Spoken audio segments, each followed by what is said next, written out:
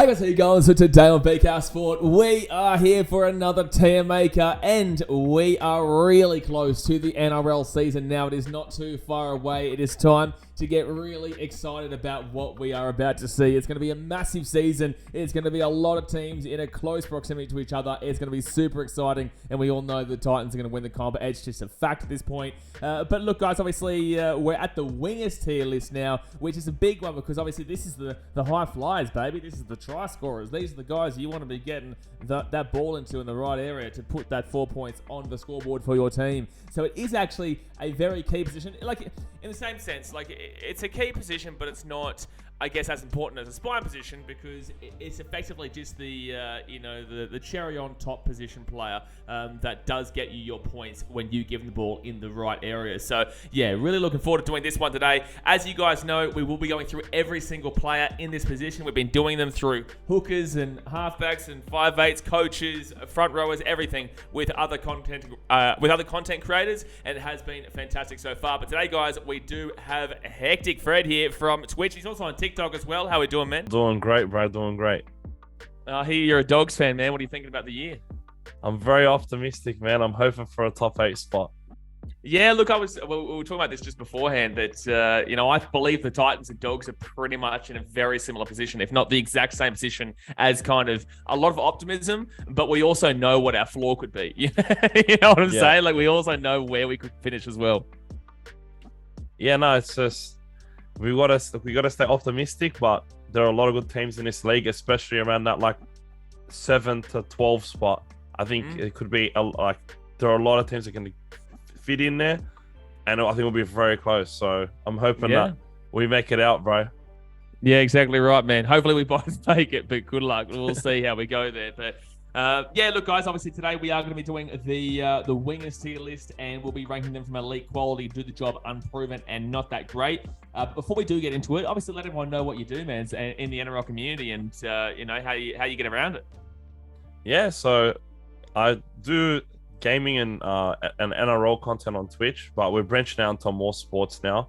And we started doing a lot more stuff on TikTok as well. And, I love sport. I play it, watch it, pretty much watched NRL my whole life.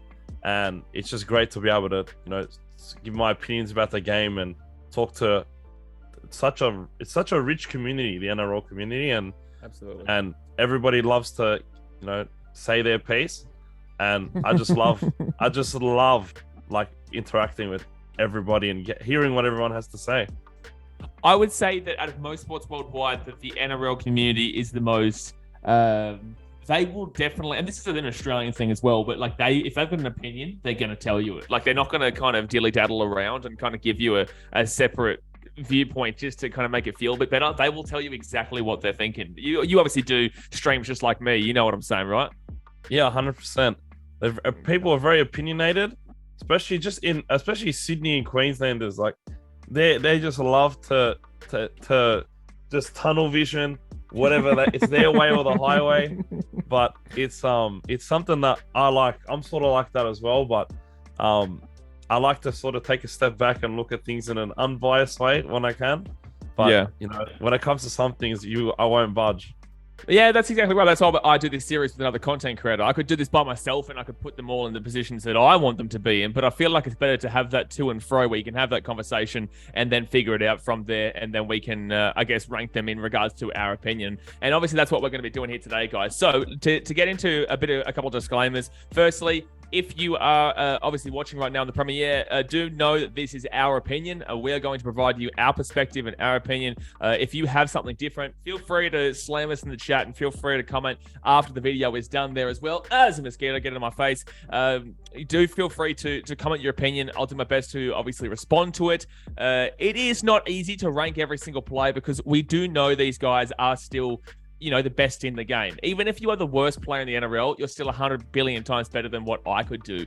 We understand that these players are still very good, but we do criticize and make comparisons based on players that are in the league that obviously do their job a little bit better. Every single job has people who do it better and don't do it as well. So, that's what we're going to be doing today, guys. It is all just a bit of fun here in our perspective, but I think it's time we get going here, man. You ready to go? I'm ready to go when you are, man. Alrighty, guys. Obviously, smack that thumbs up button, subscribe if you're new around here, and let's get into the wingers for today. So the first one here is going to be from the South Sydney Rabbitohs. And I feel like this is probably going to be a pretty easy one. It is Alex Johnston, who obviously has, is flying. He's probably going to be the highest try scorer in history by the end of his career, man. And obviously had another fantastic year last year. What are your thoughts about Alex Johnston? Because there is that kind of 50-50 thought process. Like, he gets the tries, but he doesn't have that X factor. But damn, he's getting the tries.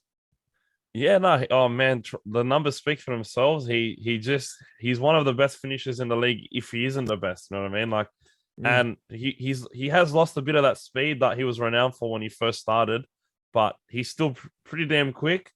And I don't think you can really put him anywhere other than elite because he just the sheer numbers that he gets. Yeah, his job doesn't look the hardest playing outside of as the finisher in such an amazing system. Like, it's definitely fair to say that a lot of his tries would have been scored by pretty much every winger that's been listed here. But at the end of the day, there are those ones, especially in the big games, he's just such a quality finisher. He's so consistent, so reliable. You can't really get much better winger than Alex. Yeah, exactly right, man. He gets the job done in an elite level. He's always getting the points there, and the Rabbitohs absolutely loving him. Like you said, I believe that, most wingers do probably get the tries he's there, but he's the one who's there, and he's the one who's getting the job done. And like I said, he's probably going to be by the end of his career because he's actually not as old as you think he is. I think he's like 28 or something like that, just under the 30 mark, which just means he's got plenty of years to go. So, yeah, he'll probably go as the highest try scorer, and there's no way that you could put him outside of elite. All right, next up here is going to be from the Titans, and it's going to be Alofiana Khan-Pereira. Now, this is just fact. It's going to be, these are swapped in the wrong way, by the way. Let me just move these around. I put not that great at the bottom and I'm proven second last. But Alofiana Khan-Pereira, do you know much about him? Because I'm obviously going to give him a spiel, but do you know much about him that you would like to say? I haven't really seen too much of him. I would sort of put him in unproven because I just think the sample size is very small. And Titans do have a lot of good backs. So you would know a lot more than me if he's going to be playing consistently this year. But I haven't seen much of him, to be honest. Well, he hasn't played a game yet, so that's why you haven't seen much. Fair enough. I didn't think that he had, but I didn't want to say that he hasn't, Yeah, exactly right. Well, so he hasn't played a game yet. He will debut for us this year in round 1 because BK is suspended, and we also have Patrick Herbert out with an ACL. Alofiana Khan-Pereira will come onto the wing there. He's absolutely unproven because he hasn't played a game yet. This guy, a Zero Dogs fan, this guy will rival Joshua Carr for speed. He is one of the paciest guys you will ever see. He topped the Queensland Cup try scorers last year.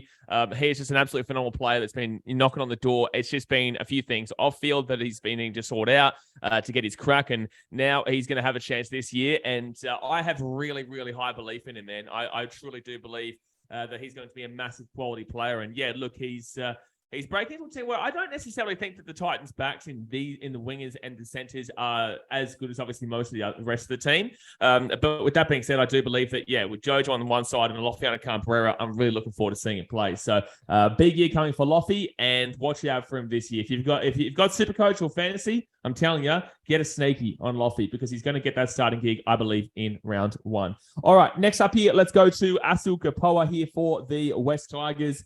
Look, man, I haven't seen enough I've seen enough from him to rank him, but I haven't seen enough in regards to quality. For me, I'd be looking at not that great. What are your thoughts?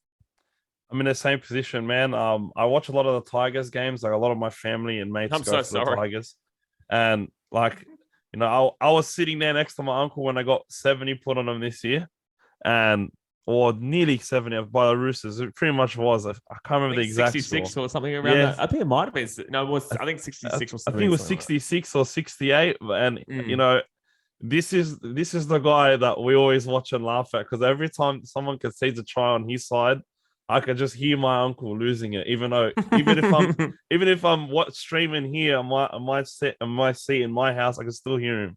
I think there are better backs there. I think with like Tommy Talau probably coming into the mix after his injury. I don't know if he'll be getting as much game time as he was last year, but I'm more than happy to put him in not that great. Obviously, compared to me, he's a machine, but I don't think he's up to NRL standard personally. Yeah, exactly right. All right, let's move on now to the Parramatta Squeals, and it's going to be Bailey Simonsson here, who did actually come from the Canberra Raiders. I feel like with Bailey Simonsson, he had a better year last year from what I can remember. I would have actually originally, coming in, I didn't actually think he was that great. I think last year we might have had him in not that great, but I'd probably bump him up to do the job, man. I still think he does his job, and I think he's a fine player. I'm not going to be looking at quality or anything like that, but I don't think he played bad for Parramatta at all last year. And obviously, they got into the grand final. That is very true.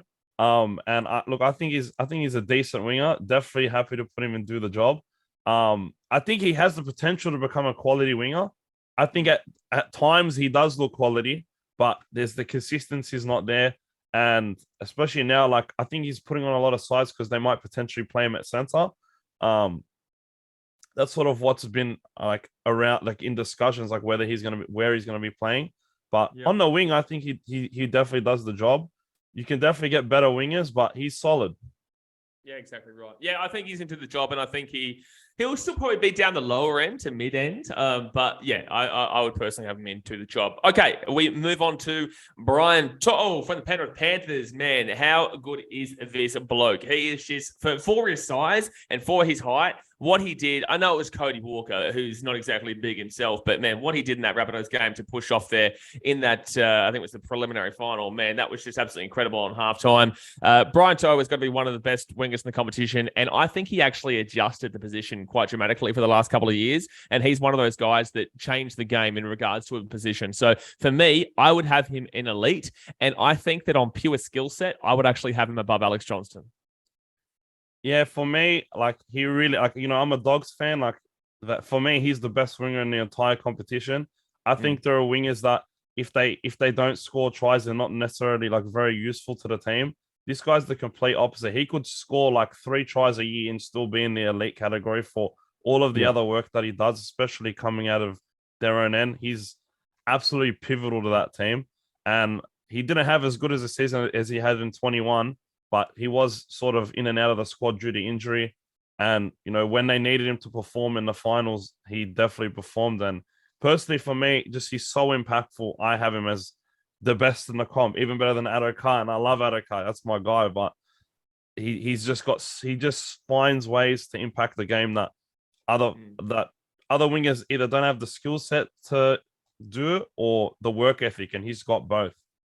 Yeah, exactly right. That's why I said, I believe he adjusted the position. I think that he made the position his own, and a lot of players around the league have tried to emulate, I guess, what Brian To'o has done in the last couple of years. So, yeah, massive year, potentially as well incoming for him because, look, the Panthers might be on a bit of a, they might not be as good as they once were, but then again, they're still back-to-back premiers, so they're still going to be a top 2, top 3 team regardless, and he is going to be just as impactful this year as he has been every other year. So, definitely for me, top of elite, especially for now, because we've still got players to come. But let's move now to Charlie Staines, who was at the Panthers and now is at the West Tigers. Man. You know what? I'm going to let you go here first. I'm going to let you go with Charlie Staines. What's your thoughts on Charlie? Man, I know he's so young. So, but from what I've seen, besides his first couple games, he's really just fallen off a cliff, man. And I just mentioned how Brian Thor was able to impact the games without scoring, really, and he does score a lot. Charlie Staines is one of those guys where if he's not scoring tries, what does he really do? Hasn't put on that size. He doesn't really have the work ethic or ability to help his team out of his own end compared to other wingers. So I'm hovering around not that great at the moment, but he is still so young that I would put him in unproven. I just want to see how he goes. I just want to see how he goes in the Tigers first before I really make that final decision, Yeah, I get what you're saying. He has definitely played enough games, though, to be put into a category. True. Usually we do kind of go around that 15 or 20 game mark. He's definitely played well and truly, more than that. I would put him right now at the very top of not that great. I still think that obviously, but the thing is that, right, he was at the Panthers who, it's a lot easier to score at the Panthers than it is at the Tigers, right? So Charlie Staines will come into a position now in a team that, look, is a Ferrari in the forwards, but a Kia in the backs. It's still a bit of a shambles out that back line. And look, it's going to be, I understand what you're saying. You want to see what he does at the Tigers, but I think he has to go into the not that great category for now anyway. Yeah, I think it's fair enough. Like I've said, I'm like 50-50. He's either sort of not that great, but I just want to see how he does at the Tigers. He will have a lot more responsibility. Whether he can handle that, I don't know, but we're just gonna have to wait and see. But I'm more than happy to put him in not that great because his performances outside of his first two games have literally been not that great. Exactly right. And above Asu Kepaoa, yeah? Yeah, I'd probably put him above Asu Kepaoa. Yeah, that's what I've done. All right, next up here, we go to Christian Tuipulotu of the Manly Seagulls, who are in a shambles this year as well. Speaking of shambles, they are in a tough predicament. But Christian Tuipulotu, listen, I don't know an absolutely unbelievable amount. I did see him play quite a bit last year. I think defensively, he's a bit over. I think he doesn't really get the job done defensively, but he's okay on attack. What would you say about Tuipulotu? Because I feel like I don't really know a great deal about him, but he's also played a few games last year. Yeah, like I watched pretty much all of his games last year, and there's a lot to like about him, but there's still a lot to dislike. There'd be times where he's making the wrong decision on defense and conceding a try, but there's times where he's coming out of line and making big hits. You know, I'm sort of around. Like I don't think I think he's better than not that great. Like if I was gonna rank him, I'd probably put him in do the job. But Manly were just going through like before the whole Jersey thing. I thought it was a pretty good winger, and then his form tanked along with the entire Manly side after that. So it's just such a big milestone for them where they just essentially turned off. And if I'm gonna take the entire season, I'm still gonna put him in do the job, but I think he can be better. But that's just where I sort of want to put him at the lower end of do the job. Yeah, I put it below Bailey Simonsson here, waiting to see what you would say. So I think we've both probably got that agreement there. But yeah, that's what I'm saying. Like you can definitely see the spark sometimes, but I definitely didn't see a great deal of defense. And as you said, with the Pride fiasco, Manly just completely fell off a top 8 contending cliff to, falling dramatically. And if the season had gone any longer, they would have just kept falling and falling and falling. They were just lucky the Tigers were that bad. Because even we put 44 points past them, I think, at Seabus, recruiting 36, close enough. When you're giving up that many points to our team last year, geez, you're in a bit of a shambles. And so Tuipulotu will go in to do the job. And let's move on now to the St. George Illawarra Dragons, who are just incredibly bland this year. But with that being said, Cody Ramsey is, I guess, a little bit of a, there's something potential that could be coming here. He can play in the fullback and can play in the wing, but specifically in regards to the wing, I still don't mind him. I still think he's got a decent bit about him. I would personally put him into the do the job, but what would you put him in? Look, I actually really like him at fullback. And for all his sort of errors, I think he's sort of ironed that out towards, like, once he moved to fullback and that confidence level went up, the errors sort of started to phase out of his game. Whereas when he was playing on the wing, it seemed like every game he was dropping the ball twice or making the wrong decision. But the thing I really like about him is he's got that flair and he's just got a bit of toughness to him. Like he doesn't really back down. And I really like that about him. I definitely think he's in do the job. He's not at quality yet, but I can definitely see him moving up the ranks, but I don't know if he plays wing this year or plays fullback. I think he'll do decent in both spots. I think that he's more than likely probably going to play fullback than wing because they do have Matt Fino and also Ravalawa, who I think that they are trying to go with there. But in the same sense, we don't know anything about the Dragons. The Dragons don't know anything about the Dragons. They're all over the shop. Would you put him above or below Simonsson on the wing specifically? Because obviously not fullback. This is wing. Where would you put him above or below Simonsson? On the wing, I'd probably put him below both of them. Below Tuipulotu as well? Yeah. Just below. Like, they're all around the same level. It's really hard to, they're all in the same boat where they have a lot of potential. They just haven't reached it yet. And they're just in that sort of weird zone. And the thing with Tuipulotu, I might put it, they're both sort of in the same sort of area where they not really the starting winger on their team. Like, if Saab wasn't hurt and Garrick was healthy and Turbo was healthy, I don't really know if Tuipulotu makes the side.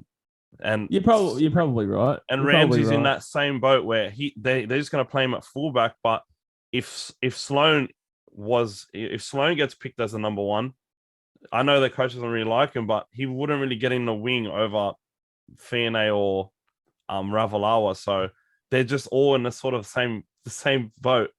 So it's hard to really rank them, but I think we'll put them below Tuipulotu, and we just say to everyone out there, like they're basically on top of each other there. Very similar in regards to that. Okay, let's move on now to the Brisbane Broncos. The Brisbane Broncos. It is Corey Oates here, who for me I would definitely put, and for Broncos fans out there who think that I'm a Titans fan, so I'm going to hate your club all the time. Yeah, that's absolutely right. I will do that. But in regards to telling you the position, like the players and what I think of them, Corey Oates to me, like I'm going to put him personally. I would say top of quality. I think this guy is absolutely fantastic. I think that he's also a very similar mold to Alex Johnston, and I would actually nearly say if Corey Oates was in that position that he'd be just doing the same job as Johnston, if not better. But with that being said, at the Broncos system, he's just so reliable, man. He's so tall, he's so big, and he's been knocking on that Origin berth. And did he get an Origin gig last year? I don't think he did he? I can't remember. I don't think so. Yeah, I don't think so, but he was really knocking on that door of getting that spot there for that final game, I believe. For me, man, I've got him right on top of quality. I would not actually be too completely upset if you did say bottom of elite, though. Yeah, he's on that border, and he just does so much outside of scoring tries, and he's still a try-scoring machine. He has lost a lot of that speed, especially in the first half of the season. A lot of people were laughing at him because he just looked like he was running in slow motion, but he honestly hit his stride towards the end of the season, but the Broncos were just in just the middle of the pack at that point. Yeah. It's beautiful. So, but I've got him at quality. I don't think he's in elite yet, just because you got to have some speed to be elite for me. But he's definitely near the top at quality if he's not at the top. Yeah, I think that very similar mold to Alex Johnston, but I'm happy to put him right at the top of quality there. I look forward to seeing him play for the Broncos this year. Good luck to him. Good luck to him. But all right, next up here, we will go to the Warriors here, and this is going to be Dallin Watene-Zelezniak, who obviously did get a gig for the New Zealand side in the Rugby League World Cup and actually killed it in the Rugby League World Cup. For the Warriors, he doesn't usually play as well, maybe because the Kiwis are a much better team because they're an international team, but I overall would have him in do the job. I think he's a fine winger. I don't think he's a spectacular winger, but I think that he absolutely gets his job done. I'd put him above Simonsson. Yeah, see, he played for my club before the Warriors, and he was absolutely electric. I always loved watching him play, and I just think he was sort of in and out of the team because of injury. I'd have him either at the bottom of quality or the top of do the job. I really love him, but this guy was you got to understand from my perspective, we were at an absolute shambles when this guy came in. He was the only enjoyable player to watch for about 2 years. So I have a little bit of extra love for him, which is why I'd probably put him in quality, the low end, but he's on that border of do the job and quality for me.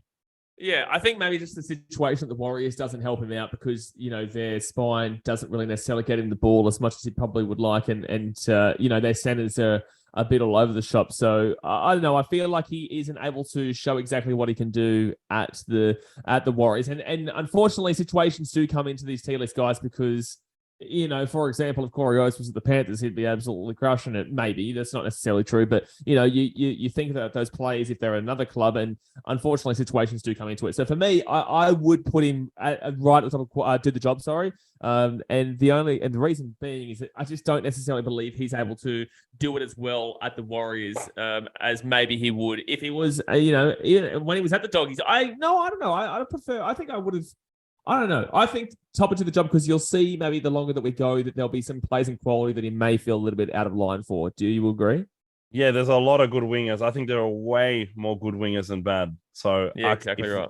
If really if everyone was on Penrith, a lot of them would be considered quality or elite. You know what I mean? But the situation is valid. Except for Charlie Staines. But yes. Except for Charlie Staines. There's a reason why he's not that great. But pretty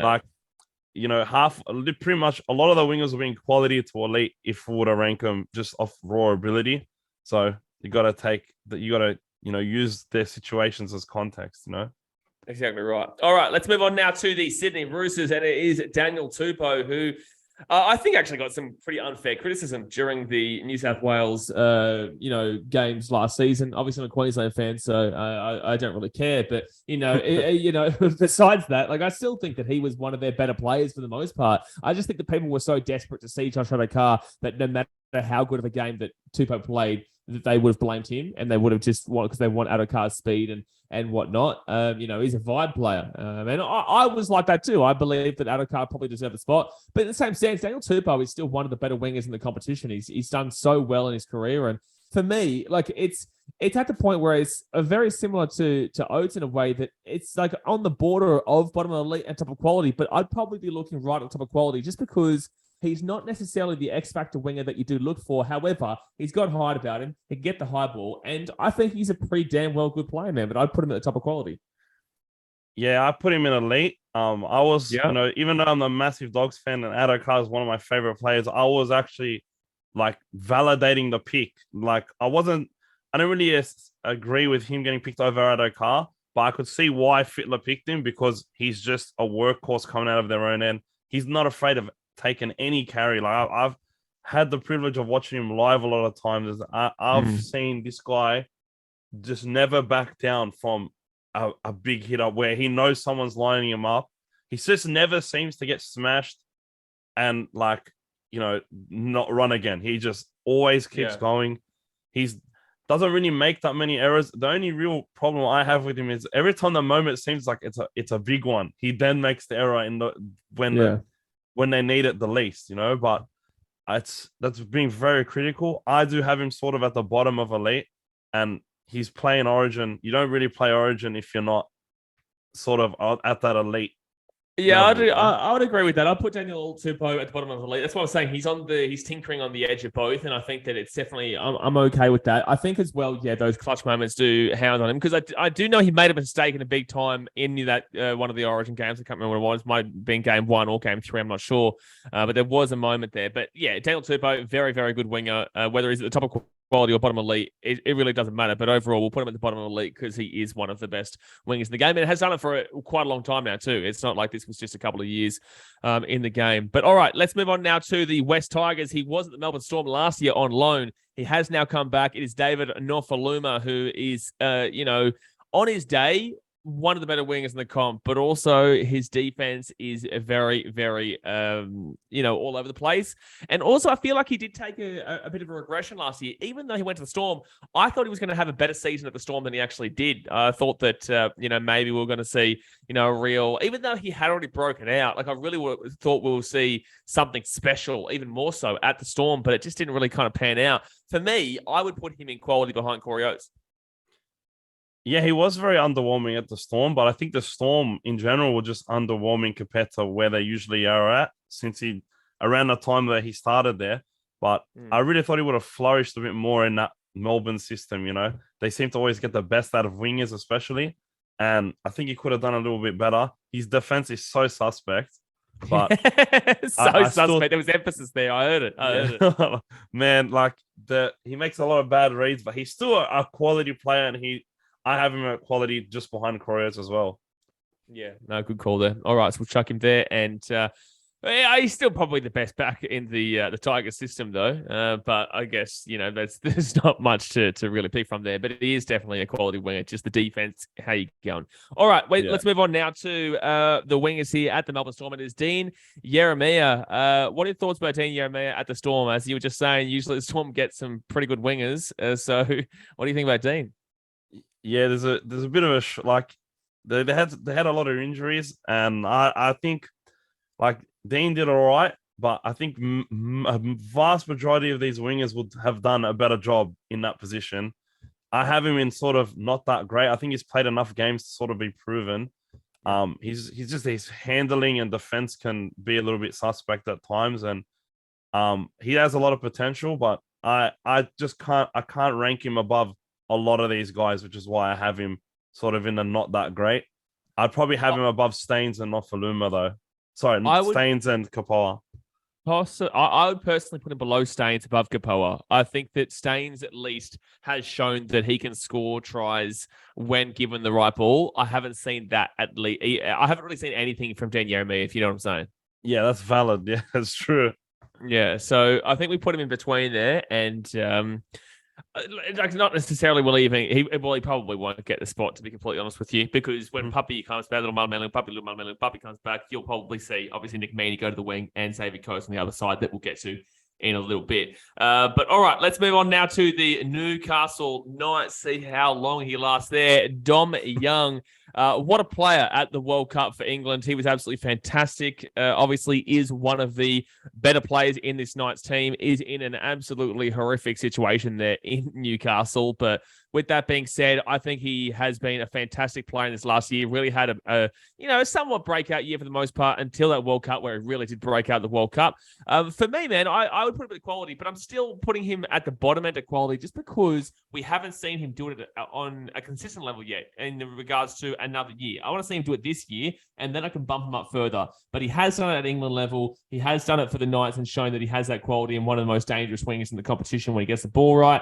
I have Dom Young in quality, but the only reason I'm putting him low is because I need to see it again. Yeah, man, we're talking about someone like he's going to be entering his third year now. His first year was riddled with errors, but man, like the Knights definitely saw that this guy has all of the tools to be one of the best wingers in the comp one day. He's not there yet. I've got him in quality as well, but especially if he gets out of Newcastle, if he goes to South Sydney, I would not be surprised. God help us. Oh yeah, I would not be surprised to see this bloke like enter the elite category and probably work his way up that list, because this guy he's got all of the tools to be a superstar winger. He's got the work ethic. He's sort of starting to iron out those errors out of his game. And like this guy looks with the dreads, man, it's looking like Lottie Takiri 2.0. Exactly right, man. Still young, still got plenty to go. And quality is absolutely what we have there. And I think that he definitely probably will be on the move, especially if the Knights have another 4 year this year, as expected. I think we'll definitely be seeing Dom go to a better team in Sydney. All right, next up here, let's go to Edrick Lee, who was at the Knights, now at the Dolphins. Now, if he got to play the Gold Coast Titans every week, you'd be putting him right at the top of elite, because obviously I did a 14-hour round trip by myself in the rain to go and watch Edrick Lee put 5 goddamn tries past us. That was not fun. But Edrick Lee for me is the literal definition of a do-the-job player. Like the literal definition of he will do what he needs to do for you. I don't think he's fantastic. However, he just does it. I don't know what it is. He's just like, I'd probably put him right at the bottom to do the job, but he does still just do the job. You know what I'm saying? You ask any Raiders fan and they'll tell you he's not that great after his performance a few years ago against the Sharks. But I think he's sort of the middle. He's just a decent winger. He makes his errors, but everyone, like, besides Raiders fans, all the Raiders fans I know they just get PTSD when they see him. But Newcastle fans literally adore this bloke. Like, he's like the next Nathan Ross, and now he's gone to Redcliffe. I've got him in do the job as well. He's just solid. He's got his errors, but like he's a pretty damn good finisher. And fans love him. If you got a player that fans get behind, you can sort of like they'll be forgiving of him if he was to make any errors, Yeah, so we'll chuck him into the job. I personally would put him right at the below end right now, just because there is still a lot of errors in his game, but he will still do what he needs to do. So I've still got below Cody Ramsey. Do you agree? Yeah. I very much agree. He's his last for me in this do the job right now. Yeah, exactly right. Okay, so now we go to the New Zealand Warriors, and this is going to be Edward Kosi, who I won't lie to you guys, I don't know a fantastic amount about. How many games did he play last year? Has he played enough games, do you reckon? Like, is he unproven, or has he played enough games? Well, I'm pretty sure last season was his first. I actually don't know exactly how many games he played.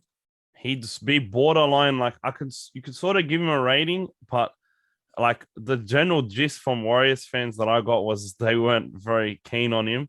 But yeah, I still think like it was his rookie season. I feel like if you're in your rookie season, unless you played every single game, I still think you can. It's valid to put him in unproven.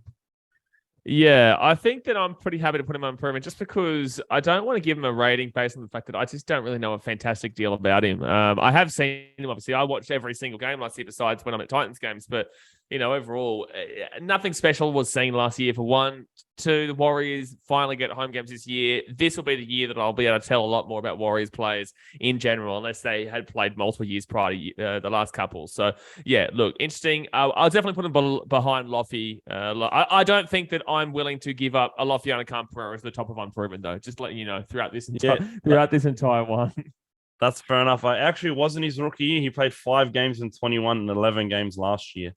But I still think 16, under 20 games can still be considered unproven, What do you reckon? I think we'll put him in unproven, but just know if you don't have a good year this year, you're going in not that great next year. That's very I tell true. you right now. I tell you right now. That's very true. Okay, let's move on now to the Melbourne Storm. I'll let you go here first. It is George Jennings. Probably won't get a crack here, but what's your thoughts about George Jennings? Well, I think he's better than Ieremia. He's just all the Jennings family. They're just solid wingers, He's had a pretty decent career. Got a lot of experience playing for good teams as well. I don't know if he's gonna be and do the job. He's gonna be in the very bottom, but I just think this guy is not going to be your starting winger at any point. So unless they really need to dig into the reserves because of injury. I'm either going to put him towards the top of not that great and towards the bottom of do the job. I'm still genuinely looking at below Charlie Staines, man. I really am. Because again, at least we've seen with Charlie Staines that he does get the points when asked for, But That's Jennings just it's very similar to Ieremia, who just hasn't really, one, had the opportunity, and two, if he's had the opportunity, he hasn't made it special because, we both watch majority of games and, I haven't seen an absolutely unbelievable amount about him. So for me, it sounds like we're really kind of giving a rap. Well, I'm giving a rap to Charlie Staines, which I'm not doing. I'm just saying, in comparison to these guys, I have seen a little bit more proof of what he can do. Yeah, the problem I have with George is he's just bad durability. He got injured round 1. I don't think he played the entire season. I think and that sort of counts for me. If Charlie Staines is going to be there every week and George Jennings isn't, I'd rather the guy that's available, Yeah, 100%. Okay, let's move on now to Greg Marzhew. My boy here was at the Gold Coast Titans and now is at the Newcastle Knights. Look, this is a tough one for me because I've always been a big fan of Greg, and I think that a lot of people have a lot of love for the way for his play style. However, if you actually watch him close enough, you know that he is potentially the best attacking winger in the game, but is also potentially the worst defensive winger of the game. He literally, his defense is just really, really not great. And the Titans, the reason why they got rid of him was because, one, they wanted some depth in the hooker role, and also, two, that we want to go away from a really no defensive minded side, which we've always been for the last 15 years, to a team that at least has some defense. And that's why Aaron Schultz was a massive signing into the centers there for us. For me, Greg, I genuinely want to put him in this. I'll explain why. I want to put him at the very top of do the job. And the reason being is because it is the epitome of it equals itself out. He's so good on attack, but he's also so bad on defense. What would you say to that? Man, he is very fun to watch. One of my favorite wingers in the comp, actually. It's like having a forward on the wing, essentially. This guy's so massive and he plays so hard and he's so tough to stop. But at the end of the day, every time the ball goes his way, it's like they score. Makes a read, yep. And yeah, I've got him and do the job as well. I don't know if I want to put him above Dallin, but I definitely think he's on the sort of the top side of that do the job list right now. I'll put him below Dallin, and the reason being is at least Dallin's a lot more consistent in regards to the overall aspects of the game. I think that definitely Dallin has more overall consistency and also has that New Zealand, rep. Because I think Greg would probably qualify for the Kiwis. I'm not too sure. I don't want to say that just in case it's not true at all. But he might. Anyway, Dallin's at least played for New Zealand, and yeah, Greg's game is just too up and down in regards to certain areas that. Do you agree with me that we'll put Dallin above Greg? Yeah, no, definitely. I'll definitely put Dallin above Greg. As much as I love them both, I just think Dallin is there's a lot less negatives in his game. But I think on his day, Greg is just unstoppable. Whereas I can't really say the same about Dallin. There are times where he's extremely good, but unstoppable and extremely good are two different things altogether for me. Exactly. Okay, let's move on now to, I think it's Haze Dunster here from the Parramatta Squeals. What's your thoughts about Haze Dunster? I was really optimistic about him before he done his knee in that preseason game, so we didn't really get to see much of him. I don't know where he is in the pecking order because they've also got Sean Russell, who I think is pretty decent on the wing as well. But I'm leaning towards unproven, but I think at 21 he did play a decent amount. Also the fact that he's probably going to be still coming back from injury, he would probably be. I don't know if he would be at that do the job level yet after his injury. I'm just going to have to see him play. But I've sort of got him unproven. Yeah, the excitement for me, I haven't. Yeah, it's like I haven't seen a great. Let me have just a quick little look here on how many games he's actually played. Because I feel like he has played enough games, but I also could be completely wrong. Played 14. Unproven. Yeah, there you go. So he's obviously. I think he's been around for a couple of years, but he just hasn't. Maybe he's just been injured. So that's probably. Yeah, he didn't play it all last year. Didn't play it all last year, so exactly. All right, well, we'll put him above Edward Kosi and below Alofiana and Khan-Pereira. You happy with that? I'm happy with that, mate. Okay, because I'm not getting rid of Alofi at the top. Just saying, for everyone out there, I don't care. You guys, this is unproven, so it's all down to complete perspective. And I know more about Lofi than every single one of you know about any of these other blokes. So you can shush, you can enjoy it, and you can enjoy when you get your Supercoach points this year. You can say, thank you, BKR. I want to see a thank you on this video. But okay, we've got the Rabbitohs now, and there's Izaac Thompson, and I'm pretty certain that he's going to go straight into the unproven category. So obviously, we'll have to figure out where below Lofi he does go. But do you know much about Izaac Thompson? Yeah, like I'm really around Souths a lot. Like my whole family goes for Souths. They all live in Redfern, like across the road from the training ground. So like they're sort of my second team. I watch them a ton and talk about them a ton with the family, when he played, he was pretty good, man. There just wasn't that, like, it's a very small sample size. So I don't really want to put him, you can't really put him anywhere other than unproven, but playing it on the wing of that Souths team it's very easy to look good. So I think eventually he would probably move into do the job, potentially even quality, but he just has to play games so we can see what he's made of, Yeah, I think that. I think I'd personally put him below Haze Dunster for now. He might actually even play the center position, by the way, because it's actually a center and winger.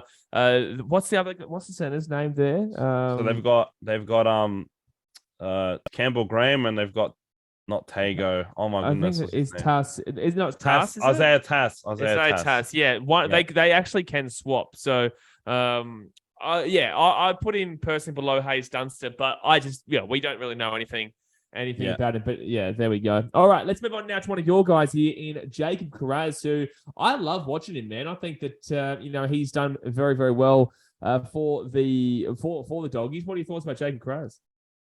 Bro, this bloke completely, like, when he got put into the side against Brisbane, that was sort of when you could see the season in general started to turn.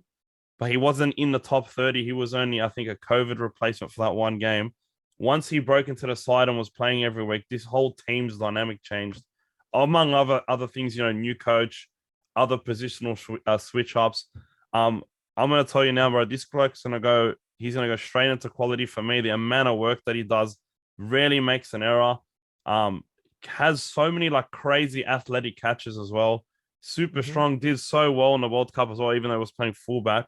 I love this guy, bro, with all my heart. He's Lebanese as well. I'm Lebanese. Could be a little bit biased, but I put him straight into quality. I really think one day he will be an elite winger, but maybe not next season.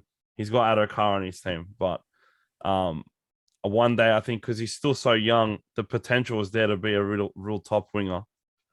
Yeah, I could definitely see it. I've definitely got him in quality too. I'm just trying to figure out where in quality, because he's obviously not around the consistency level of a Corey Oates. I think he's either above or below Dom Young right now, because it's still very, very young. He's only had the one season of the competition, even though he did so much in that one season. At least in that season, he was very good for the most part. Dom Young has had 2 years, one of them being terrible and one of them being very, very good. So I actually personally would put him above. No, I don't know if I can put him above Dom Young because of the England cap. It's Maybe so the close, England man. cap. Yeah. Before the World Cup, it'd be a completely different story, but he was so good for England. I think we have to put him below Dom Young. I have Dom Young just ahead of him. So, like, Yeah, I do think they're on a similar level, similar ages. They're both sort of like very strong wingers, and they will both crack the elite tier one day, without a doubt in my mind. Yeah, no, I can agree with that. Yeah, and I believe he's below Dom Young just there, but very similar, absolutely. Okay, let's move on to the Dolphins now, and it's going to be a guy who you spoke about PTSD before, gives me PTSD. It is Jermaine Asako here, who was with the Titans obviously last year. Had high hopes for him. Obviously, we know he's on a fullback, so if he gets the fullback at the Dolphins, Muppets, if he gets the winger spot. I thought he was a pretty good winger until he came to the Titans, where he just did not play well. He scored the winning try against the Dragons at Magic Round. That was fantastic. But outside of that, it was like he was terrible. It really was terrible. So he took it. Like for me, when he was playing the Broncos on the wing, it was do the job. And for me, I genuinely would have him. I got him at least. I do have him above Charlie Staines. I do. I have him above Charlie Staines because he has done it for a few years, the Bronx, where he was clutch and obviously was clutch to the Titans in that one game. Maybe that's what gives him that ability just over Charlie. Yeah, he's definitely above Charlie because just the goal kicking. Look, our Broncos was a lot better at goal kicking and kicking field goals than he was at the Titans, but I just feel like he's just got a lot more value, a lot more X factor. It's just the consistency's never been there for him, and he has the most boneheaded moments sometimes, but I've got him in not that great, but he'll be at the upper end of not that great. Yeah, no, I agree. So we'll chuck him there. Man, enjoy. Okay, let's go now to Jason Saab here. Jason Saab of Manly, which is a super controversial one because for me, I know he was injured last year, but for me, I actually think that with all due respect, Jason Saab is incredibly overrated. I really do. I think he's got an incredible amount of speed, but I also think defensively, he's not great at all. And I don't think he does what he needs to do unless Tommy Trbojevic is having that 2021 season, as we all know. For me, Jason Saab is... Look, I genuinely believe he's going to be mid-range of do the job. I don't think that he's actually that fantastic. Yeah, I remember we had this conversation on my stream one game, and I like Jason Saab. He's cool. The guy streams on Twitch as well. He's the fastest guy in the comp, in my opinion. But he is the poster boy of, if I don't score, I'm pretty much useless to the team. Yeah. This guy, when it comes to coming out of your own end, this bloke is pretty much non-existent. An upgrade Charlie Staines, basically. An upgrade He's Charlie like Staines. Charlie Staines, but it's the faster, taller version of Charlie Staines. I think I remember having pick 20 wingers over him at the time when I was doing a little ranking. I think it would have been a tier list similar to this. I just feel like there are more valuable players offensively because they do more work. If his work ethic was better, he'd climb up the ranks. But the fact that he's a liability on defense and doesn't really have the work ethic on in attack than most of these wingers do, I just can't really put him anywhere above the low end of do the job. I just need to see more from him. They're scoring tries when Tommy Turbo is literally attracting 10 defenders every time he touches the ball. And there's the season he had last year where it was I think he only got a couple tries for majority of that season. And I feel like I'd put him above Tuipulotu, below Simonsson. Yeah, I think he's better than Tuipulotu. He's just middle of the range for me. He can do, because I know he's got a lot more in him, and now with the injury as well, I'm worried that if the only two traits he has is that speed and his height. If he doesn't, I've torn my ACL now, I'm so much slower than I was before. I don't know how much speed he's going to lose, but I'm assuming he won't be at that same level at least next year if he plays. Yeah. Yeah, there we go. Okay, so we'll chuck him in there above Tuipulotu. And we now move into a man who's done the unthinkable. He swapped from the Rabbitohs to the Roosters. It's Jackson Paulo. What are your thoughts on Jackson Paulo? Because he was a bit up and down there at the Rabbitohs, but obviously if you go into the Roosters, it means he got some pretty damn well good potential. Yeah, I think he's young. The potential's there. He's played in a lot of big games for South Sydney. he's had probably one game where he played particularly well. The rest, like, I really don't rate him at all. He was memed quite a lot last year at one stage. Oh man, he copped it. Like I'm not like I don't rate him as a player, but he definitely didn't deserve the hate that he got. But this bloke was at times like just terrible. Like if you can't shine in that South Sydney team, I feel like there's something wrong, you know. And when they started experimenting with the backs and started dropping him, it sort of was synonymous with them starting to play better, you know. And I've got him in not that great. I've got him pretty much above Kepaoa, but below the Storm guys. I think based on potential, I'd put him below Charlie Staines, above the Storm guys. And the reason being is because I don't think the Roosters pick you up if you're not great. If you don't have the ability. Because I think there were still some games, man, where he did show what he can do. But I also know there was one game that he had that was like a Morgan Harper against Siosifa Talakai kind of game where he just got absolutely slammed in media by everybody. And, there were people coming out saying, stop bullying. And it's just like, settle down, man. Unfortunately, this is what our sport is. But look, I would still put them above the Storm boys. I really would. I just think that you can't go from the Rabbitohs to the Roosters and not be, seen as a talent. And maybe if he gets that right. But in the same sense, I don't think he will get a spot. Obviously, Daniel Tupou and Joseph Suaalii will be on the wings there. So, I don't know. Do you want to put him bang center in between settle in between the Storm boys? You've got him below. I've got him above. So we put him in between? Yeah, that's fair enough. I just think the two Storm guys don't have those horror nights in them. They might not have the peak of Jackson Paulo when he's, relishing in that system, but they don't have the lows. So I'm fair enough. You can put him right in between them, and that's valid. Yeah. Yeah, we'll chuck him right in between. But I'm seeing who's next on the list here, and I'm gonna let you have the floor here, sir. You can have the floor. You wanna talk about PTSD, bro? And Jermaine Asako. This bloke he's made me lose hair. He's made me punch a hole in my wall. He's Look, we've always wanted him to succeed. I was there at his first game against the Tigers. Dude, I had high hopes for him. I really had high hopes for him. We all did, bro. He was like the next Jamal Idris. None of us wanted Jamal Idris to leave. Oh, now that's going to give me PTSD. Now that's giving you PTSD. But for us, he was a fan favorite of ours. And when we saw this 6'5" massive dude, long dreads, remember in the first two games, he absolutely mugged off Cameron Smith 3 times in one game. And then it all went downhill from there. This was like our Charlie Staines. Man, he's this guy on defense is appalling.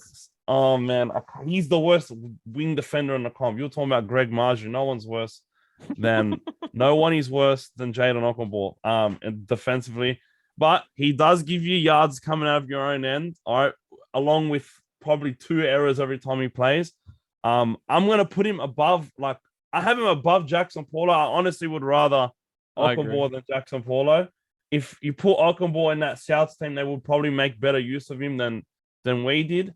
But he'd only dropped 2 balls rather than 3. Yeah, yeah, pretty much, man. But then again, he scored that try again. He drops the easy ones, but will catch the most absurdly hard ones. But he has potential. He's just lazy at times. He can be good. I don't think he's at that level where he can be above not that great yet. Yeah, no, I agree. I think that we put him, in between Jackson Paulo and George Jennings there. There's a reason why it's called Jayden Okunbor rather than Jayden Okunbor. I know one of my moderators, Daz, mate, who's a Dogs fan, absolutely loves him. This is his favorite player. He definitely doesn't lose his mind in the chat every single time that he's playing. But yeah, look, obviously, as I said, I had high hopes for him. I've actually spoken to my boy Clarkey quite a bit about this. That we both thought he was going to be so good, but unfortunately, it just hasn't really panned out for him. And he's going to find a big old struggle to get back into that team, especially with Jacob Kraz playing as well as he is, and Josh Adokar there. So best of luck to the big fella. But we'll chuck him into not that great. And unfortunately, Dad's mate, we haven't put him at the top of elite for today.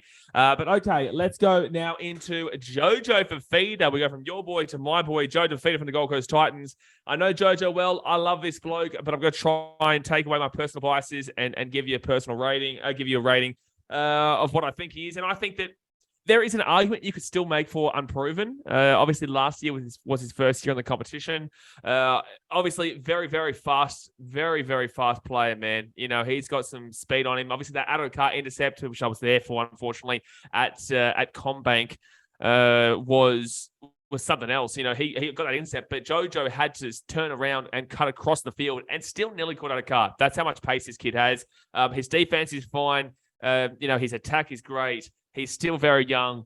I'm just trying to figure out whether I want to put him into unproven, or I would be probably still happy to put him in like below Watene-Zelezniak for now, if you want to put him on the list. However, I would also make an argument for unproven still, just because he has only played maybe about 16 games or so.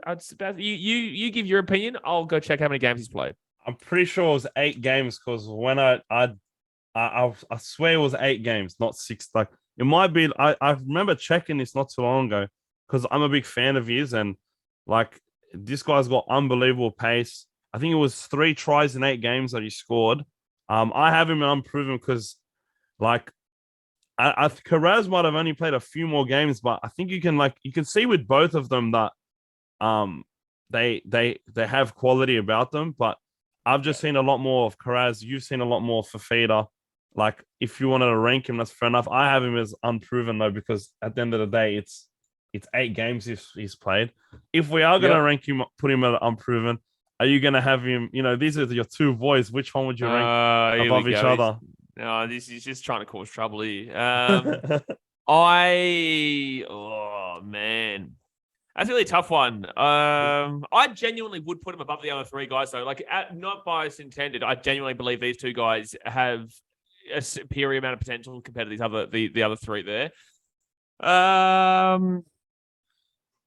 Oh man, that's really, really tough. Really, really tough. Yeah. You know what? We'll put Jojo above because at least we have seen him play NRL standard. Exactly. That's probably what I would do there. I do think, and I genuinely do believe that there is a higher ceiling with Alofiana Khan-Pereira. But I think that based on what we've at least seen from Jojo, he's going to be fantastic, man. So I believe next year he'll be in quality. I just think that obviously, he's only played the 8 games now. I think he debuted against the Broncos and made a big breakaway the first game at Seabass. But look forward to seeing both of our wingers in 2023. Okay, we now move over to the Brisbane Schmonkos here and Jordan Pereira. What are your thoughts about Jordan Pereira? He's got a nice fend on him. He's got some big biceps. You know, I've seen him play live a couple of times. Very explosive player. I actually think he's fun to watch. But in the grand scheme of things, he's just got so many errors in him. Like he's comes up with a couple big shots here and there, but overall his defense is pretty like average at best. I've got him in not that great. There's just too many good wingers that I would rate above him. Yeah, I'd still say there's a bit about him though. I'd probably put him. Yeah. I actually do put him in not that great, but I might actually put him at the top of not that great, to be completely honest with you. Just because I still think there's something about him that I do like, but he's not the greatest winger. I don't think I'd put him into the job, but I'd personally put him above Asako. Yeah, I think he'd probably be, just below Asako, or I think it's fair enough. Like he could be either or. Like he's not too bad.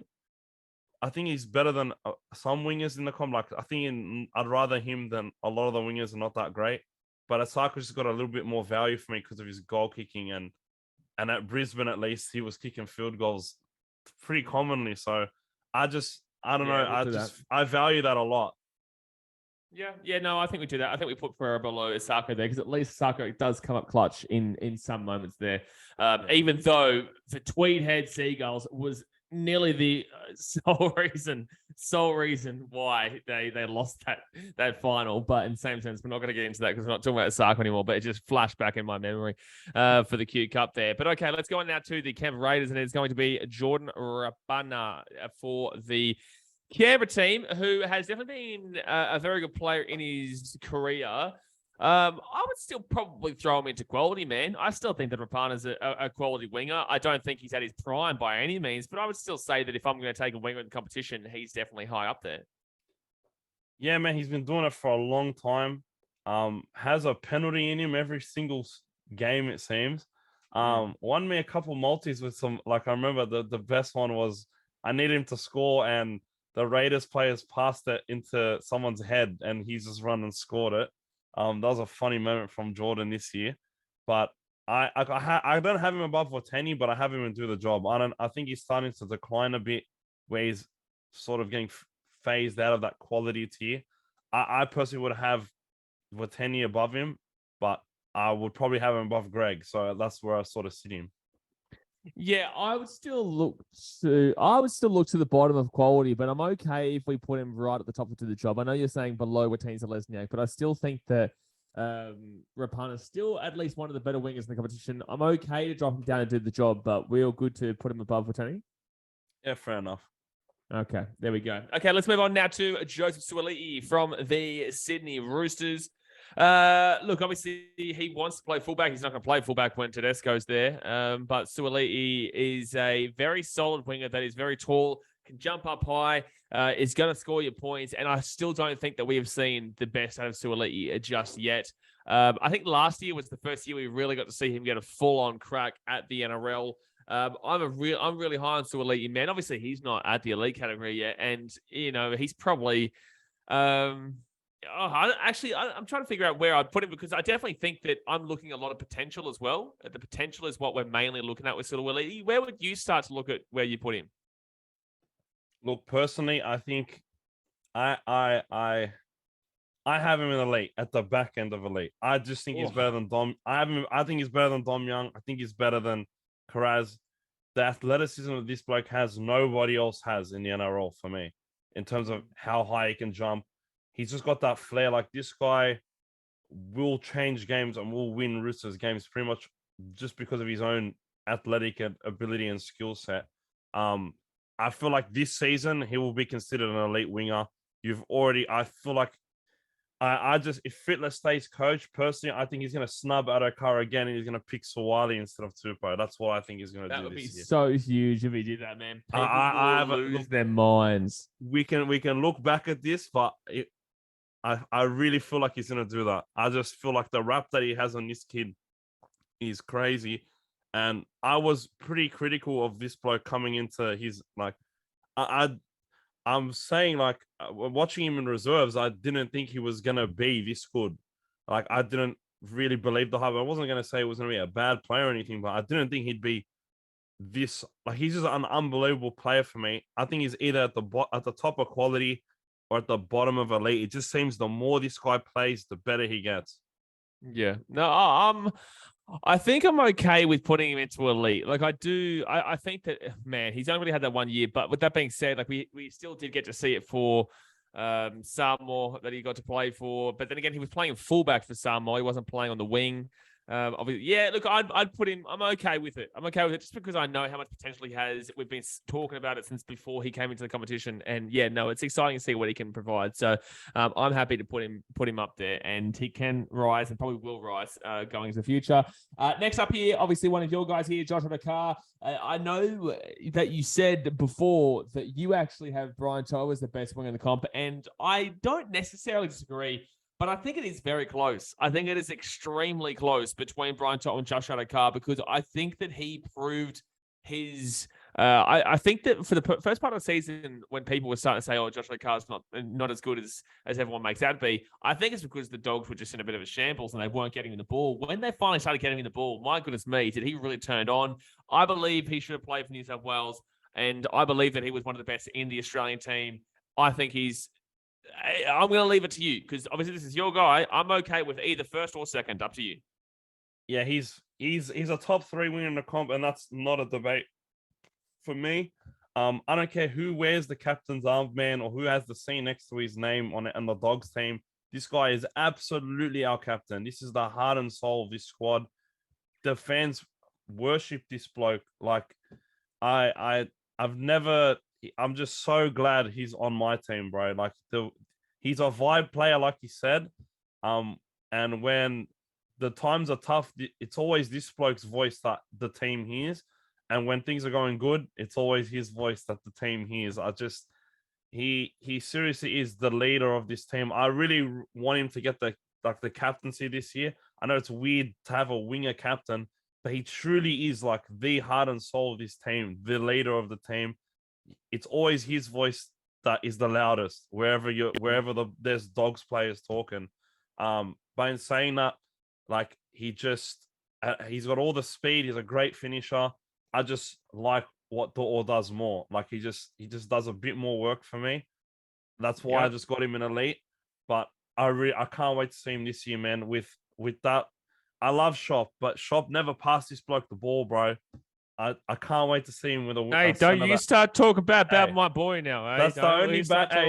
I love Shop, man, and I'm sad that we lost him, even though we've got insane depth in the centers. At least I'm happy that they'll probably put a center next to him that's probably going to pass him the ball a bit more, because Shop was a bit of a hog. As good as he was, and as much as I loved him, I think at the end of this season we'll be seeing Addo Carr's number one.